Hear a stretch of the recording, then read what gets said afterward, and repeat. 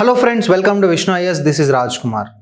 Already every day మనం ఏంటంటే important current affairs related టాపిక్ని మనం డిస్కస్ చేస్తున్నాం. ప్రతిరోజు ఈవినింగ్ ఒక వీడియో అనేది మనం యూట్యూబ్లో వేయడం జరుగుతుంది. ఒకవేళ మీరు కనుక ముందున్నటువంటి ఇంపార్టెంట్ కరెంట్ అఫైర్స్ కనుక చూడకపోయినట్టయితే ఒకసారి మన ఓల్డ్ వీడియోస్ ఏవైతే ఉన్నాయో అవి చూడండి.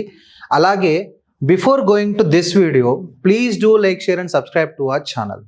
ఈరోజు మనం ఏం డిస్కస్ చేయబోతున్నాం అంటే there like 3 major topics that I wanted to discuss with you. ఏంటంటే one is Andhra Pradesh space policy 4.0. ఆంధ్రప్రదేశ్లో రీసెంట్గా లైక్ తమిళనాడులో అలాగే గుజరాత్లో కూడా స్పేస్ పాలసీస్ ఉన్నాయి, స్టేట్ స్పెసిఫిక్ స్పేస్ పాలసీస్ ఉన్నాయి. కాకపోతే ఏంటంటే అవి ఇంకా ఇనిషియేషన్ స్టేజ్లోనే. రీసెంట్గా తమిళనాడులో క్యాబినెట్ అప్రూవ్ చేసింది, దాన్ని ఇంకా లాంచ్ చేయాలి వాళ్ళు. గుజరాత్లో ఇంకా అది ఇంకా స్టార్టింగ్ స్టేజ్లో ఉందన్నమాట. దే ఆర్ లైక్ స్టిల్ దానికి ఇంకొక షేప్ అనేది రావాలన్నమాట. సో తమిళనాడులో గుజరాత్లో ముందు ఉన్నప్పటికీ కూడాను Andhra Pradesh is the first state to launch space policy, that is 4.0. Okay, next అలాగే రీసెంట్గా అపాయింట్మెంట్స్ మనం చూసుకున్నట్టయితే ప్రెసిడెంట్ ద్రౌపది ముర్ము గారు రాజ్యసభకి 4 నామినేట్ చేయడం జరిగింది.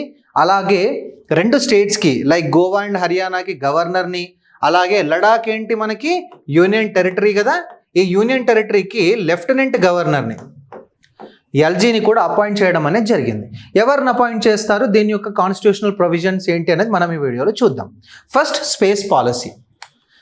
This is the India's first state policy because Tamil Nadu అలాగే గుజరాత్లో ఉన్నప్పటికీ కూడాను అక్కడ లాంచ్ అనేది అవ్వలేదు, స్కీమ్ అనేది కంప్లీట్ అయ్యి లాంచ్ అనేది అవ్వలేదు అనమాట. So Andhra Pradesh is the first state policy to launch a space policy.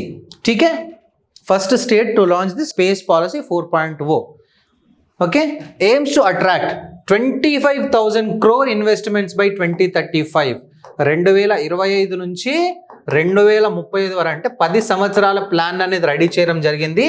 ఈ 10 yearsలో it is trying to get 25,000 crore investments. ఎందుకనంటే స్పేస్ సెక్టార్ అనేది చాలా పుంజుకుంటుంది నవ్ డేస్లో. Everything is digitalized and the space sector is doing very good things అనమాట. So space sector అనేది పుంజుకుంటుంది కాబట్టి every state is trying to share their own particular thing అనమాట. సో అందుకని చెప్పి ఏంటంటే ఏపీలో కూడా ఇది స్టార్ట్ చేశారు and then it is trying to get 25,000 crore investments in the next 10 years by 2035. Vision ఏంటి అని అంటే make Andhra Pradesh A technology driven state with space technology as a key growth driver. అంటే డిజిటలైజ్డ్ థింగ్ అనేది జరుగుతుంది ఆంధ్రప్రదేశ్లో, especially under this NDA government. So technology driven state చేయాలి, everything has to come through this technology. దాంట్లో first point ఏంటంటే they started with this space technology because this technological aspects will create 5,000 direct and 30,000 indirect jobs. 5,000 డైరెక్ట్గా, దానితో పాటు 30,000 indirect jobs అనేవి ఇది create చేయబోతుంది. దీనికోసం ఏంటంటే 2 స్పేస్ సిటీస్ని క్రియేట్ చేస్తున్నారు. 2 స్పేస్ సిటీస్, దాన్ని ట్విన్ స్పేస్ సిటీస్ అంటాం. ఒకటి ఏంటంటే Lepakshi space innovation cluster. This is like strategic location just 100 kilometers away from Bengaluru. ఎక్కడుంది లేపాక్షి? శ్రీ సత్యసాయి డిస్ట్రిక్ట్లో ఉంది కదా Lepakshi, which is just 100 kilometers from Bengaluru. So Lepakshi space innovation cluster, just think on it, innovation. So అంటే ఇక్కడ ఏంటంటే ఈ పర్టికులర్ సిటీలో ఏంటంటే the innovation has to happen, R&D, research and development should happen అనమాట. It focuses more on research and development, upstreams and downstream innovation in space technology. Space technology రిలేటివ్గా ఉన్నటువంటి R&D మొత్తం innovation అంతా కూడా ఈ Lepakshi space innovation క్లస్టర్లో జరుగుతుంది. రెండోది ఏంటంటే Tirupati space city. Tirupati space city అక్కడ కూడా ఏంటంటే ఈ చిత్తూరు జిల్లాలోని రౌతు సూర్మాల విలేజ్ అనే ఊర్లో ఈ తిరుపతి స్పేస్ సిటీని బిల్డ్ చేయబోతున్నారు. దీని యొక్క ముఖ్య ఉద్దేశం ఏంటంటే మ్యానుఫ్యాక్చరింగ్. లేపాక్షిలో R&D జరుగుతుంది, తిరుపతిలో మ్యానుఫ్యాక్చరింగ్ క్లస్టర్ అనమాట. It is dedicated to manufacturing, launch vehicle assembly, satellite integration, avionics, అంటే whatever the manufacturing things has to there, అవన్నీ కూడా ఈ తిరుపతిలో జరగబోతున్నాయి. దీనికోసం లేపాక్షి క్లస్టర్కి 30,000 ఎకరాలని, తిరుపతిలో 2,800 ఎకరాలను అయితే గవర్నమెంట్ ల్యాండ్ అనేది అలొకేట్ చేయడం అనేది జరిగింది. ఫిజికల్ ఇన్సెంటివ్, ఎవరైతే ఈ స్పేస్ టెక్నాలజీకి సంబంధించినటువంటి స్టార్టప్స్ బిల్డ్ చేస్తారో, కంపెనీస్ వస్తాయో, ఇన్వెస్ట్మెంట్స్ పెడతారో వాళ్ళకి ఏంటంటే కొన్ని ఫిజికల్ ఇన్సెంటివ్స్ కూడా ఇవ్వడం జరుగుతుంది గవర్నమెంట్ తరపున under manufacturing enterprises development policy MEDP 4.0. MEDP 4.0 manufacturing enterprise development policy. ఈ పాలసీ కింద ఏంటనంటే ఎవరైతే మీరు ఇన్వెస్ట్ చేస్తున్నారో up to 75% investment subsidy for special category MSMEs.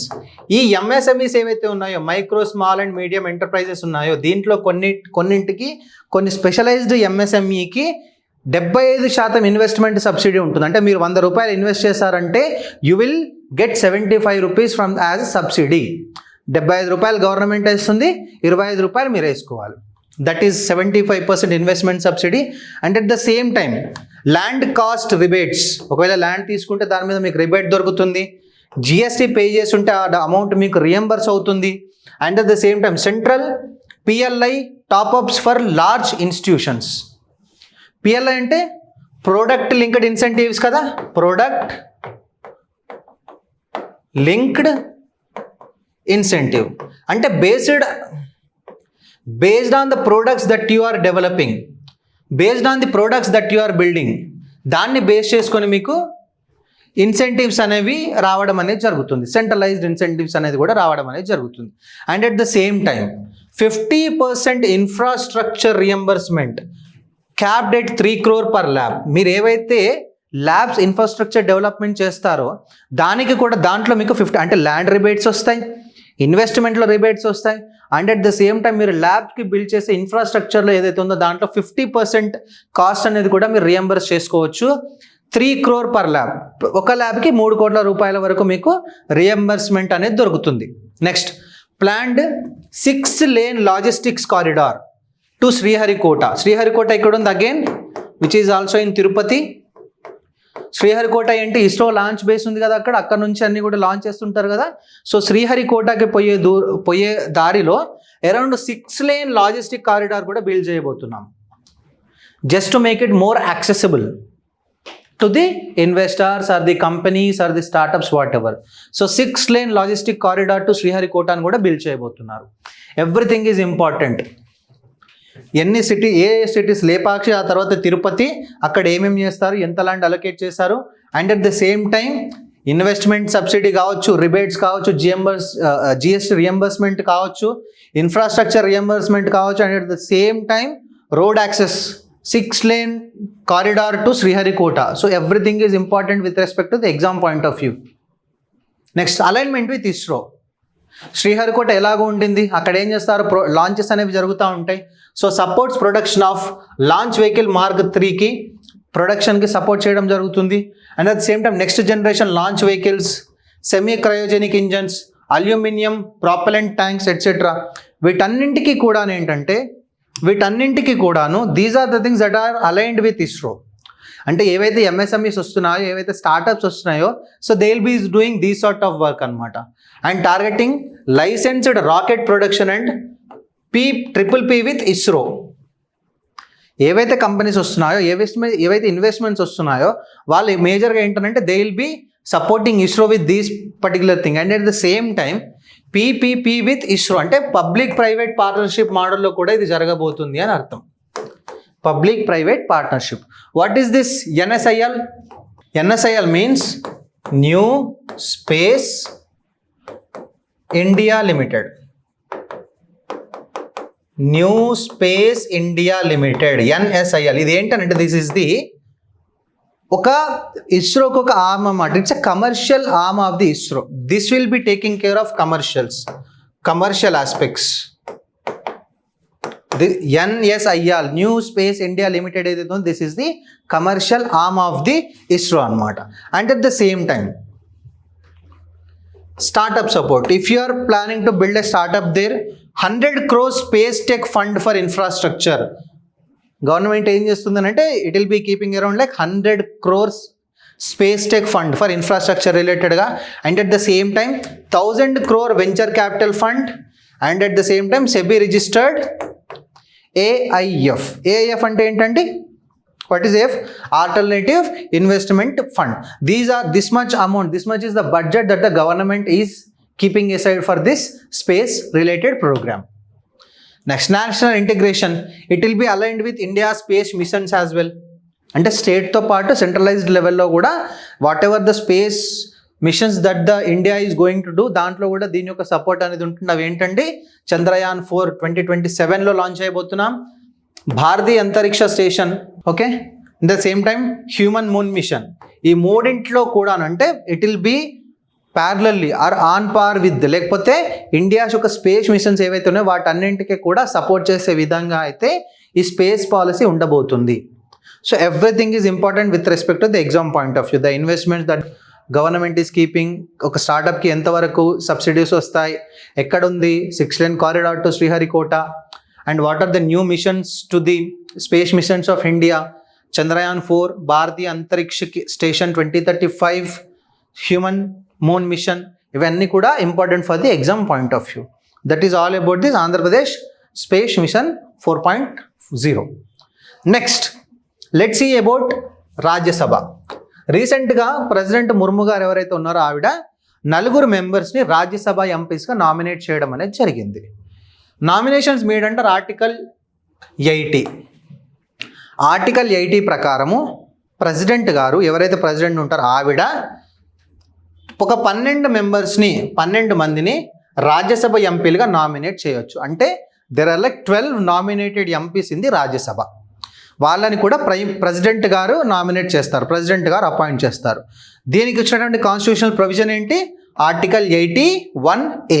ఈ ఆర్టికల్ ప్రకారం వాళ్ళని రాజ్యసభ మెంబర్స్ని అపాయింట్ చేయడం అనేది జరుగుతుంది.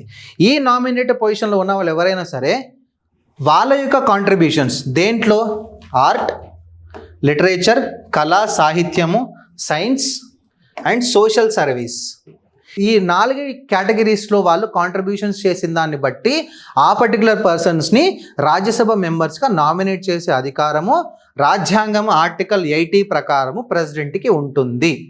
That's it. ఠీకే, కూల్. Purpose and impact. ఎందుకు సార్ మనం నామినేటెడ్ మెంబర్స్ ఎందుకు ఉండాలి అని అంటే, వీళ్ళు they are good with art, literature, science and social service. వీటిలో వాళ్ళు మేజర్ పాత్ర పోషిస్తే కానీ వాళ్ళు రాజ్యసభ మెంబర్స్గా రాజ్యసభలో అడుగు పెట్టడానికి వీలుండదు. So they will be excelled in their field of work అన్నమాట. ఇంకొక పాయింట్ ఏంటంటే రాజ్యసభ అనేది ఇట్స్ కంటిన్యూషన్ హౌస్, దానికి క్లోజ్ అయ్యే అవసరమే ఉండదు. ఇప్పుడు లోక్సభ అంటే 5 సంవత్సరాల కోసం ఎలక్షన్స్ ఉంటాయి కాబట్టి డిజాల్వ్ అవుతుంది, కొత్త హౌస్ ఫామ్ అవుతుంది. But here Rajya Sabha is a continuation house, it's దానికి క్లోజ్ అయ్యే ఛాన్సే ఉండదు. కాబట్టి కాకపోతే ఏంటంటే ఎవ్రీ 2 సంవత్సరాలకు ఒకసారి కొంతమంది పోతూ ఉంటారు, కొంతమంది వస్తూ ఉంటారు అనమాట. ఆ ప్రాసెస్లో భాగంగా out going nominated members places ఏవైతే ఉన్నాయో వాటిని ఫిల్ చేయడానికి కొత్త పర్సన్స్ని అపాయింట్ చేస్తారు. And enhances parliamentary diversity by including expertise from law, social service, diplomacy and academia. వీళ్ళందరూ కూడా వాళ్ళ ఫీల్డ్లో ఎక్సెల్ అయ్యారు కాబట్టి సో పార్లమెంట్లో కూడా డైవర్సిటీని పెంపొందించడానికి కలిగి ఉండడానికి వీళ్ళందరినీ కూడా యాడ్ చేయడం జరుగుతుంది. And at the same time AIIMS to enrich debate and support effective public policy making when ever something which is related to art, దాని రిలేటెడ్ ఒక ఎంపీ ఉంటారు కాబట్టి వాళ్ళు they will give there suggestions so that policy making అనేది ఎఫెక్టివ్గా ఉండడానికి chance ఉంటుంది. ఎవరిని నామినేట్ చేస్తారు సార్ అంటే, number 1 Ujjwal Nikam. First person ఎవరు? Ujjwal Nikam. He is a renowned criminal lawyer. Noted for high profile terrorism and criminal cases. Next, see Sadananda Master from Kerala. Sadananda Master, educator and social worker, known for his youth empowerment work and his resilience. Next, Harshvardhan Shringla, senior diplomat, former foreign secretary, played a key role during India's G20 presidency. He's a foreign secretary as well as a diplomat. Next, Dr. Meenakshi Jain, famous historian, eminent historian and academic, expert in education, political science and Indian history. Present జనరేషన్లో ఉన్నటువంటి అతి కొద్ది famous హిస్టారియన్స్లో ఆవిడ కూడా ఒకరన్నమాట, Meenakshi Jain. Ujjwal Nikam, C Sadanandan master, Harshvardhan Shringla and Meenakshi Jain. These are the 4 members nominated to the Rajya Sabha by the President. Purpose: replaces outgoing nominated members, parliamentary diversity and debates మంచిగా జరగడానికి, దాంతోపాటు పాలసీ మేకింగ్ ఎఫెక్టివ్గా ఉండడానికి they will be appointed. Next, దానితో పాటు రీసెంట్గానే president గారు అలాగే 2 రాష్ట్రాలకి, హర్యానా అండ్ గోవాకి గవర్నర్ని, అలాగే లడాక్ యూనియన్ టెరిటరీ కదా, దీనికి లెఫ్టినెంట్ గవర్నర్ని అపాయింట్ చేయడం అనేది జరిగింది. 3 అపాయింట్ చేయడం అనేది జరిగింది. ఎవరు సార్ వీళ్ళంటే ప్రొఫెసర్ అషిమ్ కుమార్ ఘోష్. ఈ ప్రొఫెసర్ అషిమ్ కుమార్ ఘోష్ ఎవరైతే ఉన్నారో ఈయన్ని హర్యానా గవర్నర్గా అపాయింట్ చేయడం జరిగింది. He's a distinguished academic and administrator in higher education. Next, Pashupati Pusapati Ashok Gajapathi Raju from Andhra Pradesh, గోవాకి గవర్నర్గా అపాయింట్ చేశారు. Senior leader, former union minister for civil aviation. Next, Kavinder Gupta లడాక్కి లెఫ్టినెంట్ గవర్నర్గా అపాయింట్ చేయబడ్డారు. He's an ex deputy chief minister and former speaker of Jammu and Kashmir legislative assembly. He's from JNK.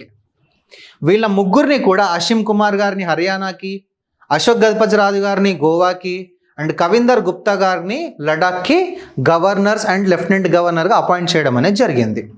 రీసెంట్గా lieutenant governor అయినటువంటి లడాక్ యొక్క lieutenant governor brigadier BD Mishra గారు ఎవరైతే ఉన్నారో ఆయన రిజైన్ చేయడం జరిగిందనమాట. సో ఆయన రిజిగ్నేషన్ని యాక్సెప్ట్ చేస్తూ కొత్త గవర్నర్ని అపాయింట్ చేయడం అనేది జరిగింది. What are the constitutional provisions that the president has? ఏంటంటే when it comes to governors case, article 155 ఏం చెప్తుంది అని అంటే, మనం ఆర్టికల్ 80 చూసాం రాజ్యసభకి నామినేటెడ్ మెంబర్స్ రిలేటెడ్గా. Next, when it comes to article 155, the governor of a state shall be appointed by the president by warrant under his hand and seal. Article 155 ప్రకారము ప్రతి రాష్ట్రానికి ఒక గవర్నర్, లేకపోతే 2 లేదా 3 రాష్ట్రాలకు ఒక గవర్నర్ ఉండాలి. అతనిని లేకపోతే ఆవిడ్ని ప్రెసిడెంట్ అపాయింట్ చేయాలి by warrant under his seal and sign. Next, article 156(1) ఇది ఏం చెప్తుంది అని అంటే, the governor shall hold office during the pleasure of the president. అంటే ఒక పర్టిక్యులర్ టైం ఫ్రేమ్ అనేది ఉండదు, ఇన్ని సంవత్సరాలని. ప్రెసిడెంట్ వాళ్ళని ఎప్పటి వరకు ఉండమంటే అప్పటి వరకు ఉండొచ్చు. ఒక ప్రెసిడెంట్ నిర్ణయిస్తారు టైం ఫ్రేమ్ అనేది, పర్టికులర్ టైం ఫ్రేమ్ అనేది కాన్స్టిట్యూషన్లో లేదు. So they will work under the pleasure of the president. Article 155 and 156 for states. Next, lieutenant governor for Ladakh union territory. Article 239 ఏం చెప్తుంది అని అంటే, every union territory shall be administered by a president. అన్ని union territories అన్నిటిని కూడా ప్రెసిడెంటే administer చేస్తాడు. కాకపోతే ఏంటనంటే he will appoint an administrator. President డైరెక్ట్గా తను చూసుకోకుండా ఒక అడ్మినిస్ట్రేటర్ని అక్కడ అపాయింట్ చేయడం అనేది జరుగుతుంది. ఆ administrator lieutenant governor appointed by him. So president డైరెక్ట్గా చేయకుండా ఆయనకి ఒక లెఫ్టినెంట్, ఒక అడ్మినిస్ట్రేటర్ని అపాయింట్ చేస్తారు యూనియన్ టెరిటరీస్కి, అతనే ఈ lieutenant governor. For Ladakh, since reorganization in 2019, the lieutenant governor functions as the executive head of the union territory. Clear? So that's it for the day, guys.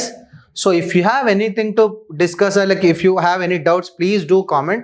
And before going further, please do like, share and subscribe to our channel. All the best. Happy learning and Jai Hind.